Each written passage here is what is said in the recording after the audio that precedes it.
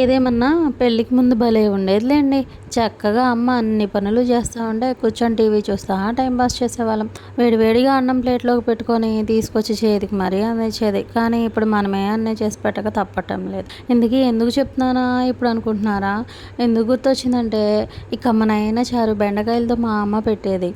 ఎంత బాగుండేదో. ఈ రెసిపీ అయితే మా అమ్మ సీక్రెట్ రెసిపీ అనమాట. అంత టేస్టీగా పెట్టేదనమాట చారు. ఇంకా నాకు ఇది చేయాలనిపించింది. సరే నేను కూడా ట్రై చేద్దాం, ఎగ్జాక్ట్గా మా అమ్మ పెట్టినట్టు వస్తుందా లేదా అని ట్రై చేశాను. బట్ ఎగ్జాక్ట్గా వచ్చింది.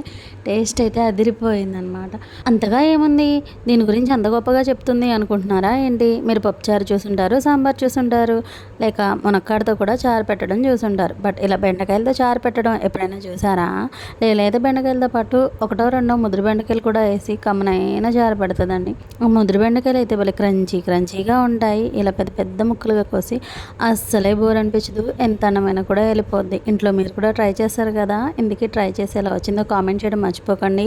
అలాగే ఈ వీడియో కనుక మీకు నచ్చినట్లయితే మన ఛానల్ని లైక్ చేసి కొత్తగా చూస్తున్న వాళ్ళు ఉంటే కనుక సబ్స్క్రైబ్ చేసుకోండి ప్లీజ్. Thanks for watching.